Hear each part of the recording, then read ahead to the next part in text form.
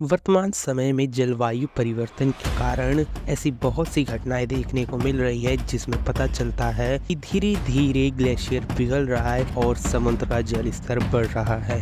समुद्र स्तर के लगातार बढ़ने के कारण हो सकता है आने वाले समय में कुछ महाद्वीप पूरी तरीके से जल में समाहित हो जाए। ये कोई पहली बार नहीं होगा कि जब कोई राज्य, कोई शहर या कोई देश जल के अंदर डूब जा रहा हो। ये पहले भी हो चुका है। प्राचीन समय में ऐसे बहुत सी घटनाएं देखी जा चुकी हैं जिनका विवरण आपको ग्रंथों या फिर दस्तावेजों के रूप में मिलते हैं। आधुनिक समय की किसी भी एग्जाम्पल को ना लेके अगर हम सीधा भारतीय पुराणों के हिसाब से बात करें तो द्वारका नगरी, जो कि श्री कृष्ण की नगरी थी, वो भी इस समय पे जलवायु परिवर्तन के कारण समुद्र में समाहित हो गई थी, जिसके अंश आप आज भी देख सकते हैं। लेकिन मैं आपको आज ये चीजें क्यों बता रहा हूँ, आखिर मैं आपको जलवायु परिवर्तन और समुद्र में समाने की बातें क्यों बता रहा हूँ। बता देते हैं, द्वारका नगरी पहली नगरी नहीं है जो कि समुद्र में समाहित हो गई थी। इसके अलावा भी भारत से एक बहुत बड़ा भूभाग जो कि समुद्र में समा गया है,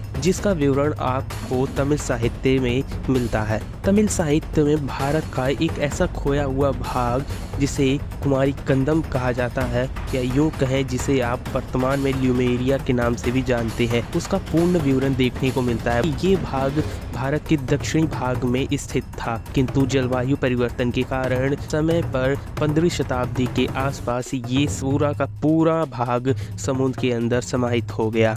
आज के वीडियो में हम कुमारी कंदम या यूँ कहें कि आधुनिक ल्यूमेरिया के बारे में विवरण के बारे में बात करने वाले हैं। आज हम जानने वाले हैं कि आखिर वो क्या कारण थे जिसकी वजह से ये पूरा भूभाग समुद्र में समाहित हो गया, और क्या ये कभी भी भारत का भाग था या नहीं, क्या इसके साक्ष्य आज भी मौजूद है या नहीं, या ये एक कहानी या कल्पना है। वीडियो में लास्ट तक बने रहिएगा और हो सके तो चैनल को सब्सक्राइब कीजिए। जो लोग यह मानते हैं कि सिंधु घाटी की सभ्यता से भारत के इतिहास की शुरुआत होती है, उनकी सोच अब पुरानी हो चुकी है। ऐसे लोग गुजरात समुद्र के भीतर द्वारका नगरी के मिलने के साक्ष्य को नकार सकते हैं। अब उन्हें कुमारी कंदम के अस्तित्व को भी नकारने की ताकत जुटानी होगी। आज से 100 या 50 साल पहले इतिहास को जानने के स्रोत कम थे। उस काल में लिखी गई इतिहास की किताबों को पढ़कर ही अब इतिहास को नहीं जाना जा सकता। हालांकि ये किताबें हमारे ज्ञान का आधार जरूर होती थी। कुमारी कंदम की अवधारणा का सबसे पहला उल्लेख 15वीं शताब्दी के तमिल धार्मिक महाकाव्य स्कंद पुराण से मिलता है,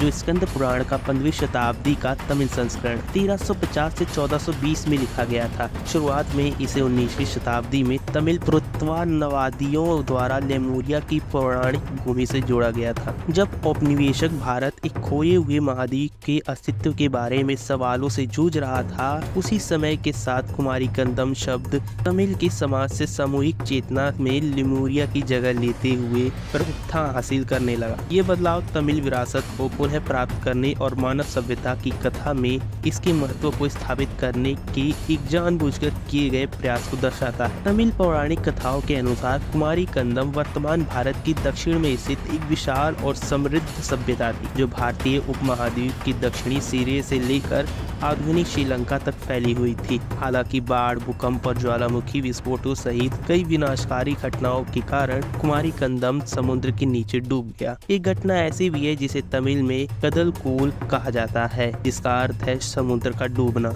वैज्ञानिक कहते हैं कि गोंडवाना नामक एक द्वीप के टूटने से भारत, ऑस्ट्रेलिया और अंटार्कटिका का निर्माण हुआ। उस काल में भारत कैसा था, ये शोध का विषय हो सकता है, लेकिन हम बात कर रहे हैं आज से 15,000 वर्ष पूर्व भारत की। 19वीं सदी में अमेरिका और यूरोपीय विद्वानों ने एक वर्ग में अफ्रीका, भारत और मेडागास्कर के बीच में जियोलॉजिकल और अन्य समानताएं समझाने के लिए जलमग्न हो चुके एक महाद्वीप का अनुमान लगाया और उसे ल्यूमेरिया नाम दिया। हालांकि इस दौरान एक और महाद्वीप खोजा जिसका नाम म्यू दिया गया, जिसके बारे में हम बात नहीं करेंगे क्योंकि यह विषय बहुत बड़ा विषय है। जिस तरह वर्तमान में ग्लोबल वार्मिंग के कारण पृथ्वी पर कई विनाशकारी बदलाव होने की आशंकाएं जताई जा रही हैं, उसी तरह प्राचीन काल में एक बार ऐसा हो चुका है जिसके चलते लेमुरिया और म्यू नाम के दो महाद्वीप जलमग्न हो चुके हैं, यानी जल में समाहित हो चुके हैं। हालांकि वैज्ञानिक इस पर अभी भी शोध कर रहे हैं, किंतु विश्व के खोजकर्ताओं का दावा है है कि इन दोनों महाद्वीपों पर सभ्यता काफी विकसित थी।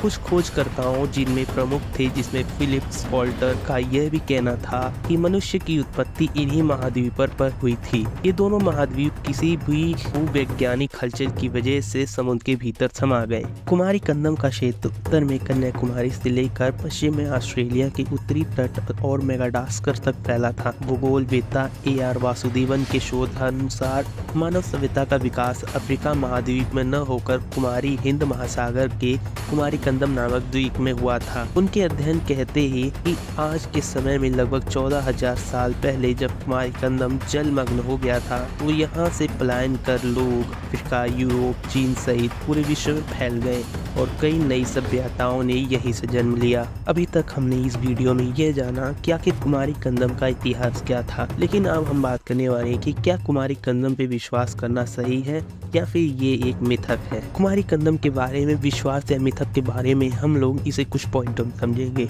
तमिल और संस्कृत साहित्य के वर्णित पांडियन राजाओं के द्वारा अपनी भूमि का एक हिस्सा समुद्र में खो देने की कथा को 19वीं शताब्दी में कुछ तमिल पुरातत्ववादियों के द्वारा खोए हुए महाद्वीप से जोड़ा गया था। कुमारी कंदम शब्द का उल्लेख पहली बार 15वीं शताब्दी में तमिल धार्मिक महाकाव्य कांडा पुराणम में किया गया था। जब लेमुरिया का अस्तित्व के बारे में सवाल औपनिवेशिक भारत में आए तो लोगों को लोक कथाओं पर बहुत भरोसा हुआ था और वे इसे ऐतिहासिक घटना के तथ्य मानते थे। इसलिए लेमुरिया की बजाय कुमारी कंदम का इस्तेमाल किया जाने लगा था। इसलिए हम कह सकते हैं कि एक तरीके से ये एक वास्तविकता हो सकती है अगर हम तमिल साहित्य के हिसाब से चले तो। कुछ लोगों का दावा है कि खोए हुए महाद्वीप के डूबने के बाद इसके निवेशियों के विभिन्न सभ्यताओं की स्थापना की और दुनिया के विभिन्न हिस्सों में बसना शुरू कर दिया। इसलिए कुमारी कंदम को वह मंच भी कहा जाता है जिसे संपूर्ण मानव सभ्यता की स्थापना में योगदान दिया गया हो। कुमारी कंदम से जुड़ी एक और मिथक एडम ब्रिज है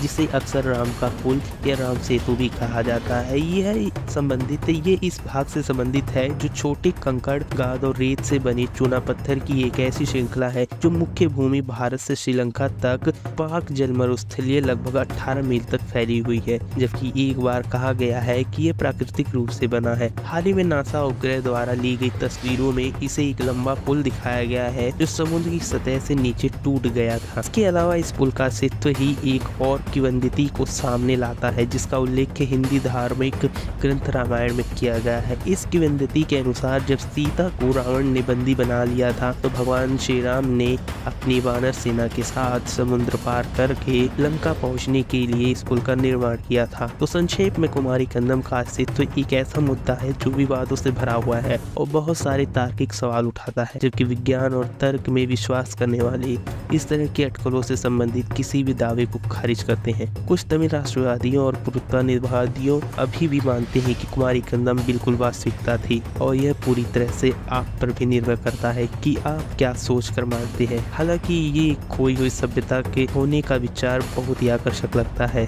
आपको ये वीडियो कैसी लगी, वीडियो के कमेंट बॉक्स में कमेंट करके बताएं। मिलते हैं अगले वीडियो में, तब तक के लिए जय हिंद, वंदे मातरम।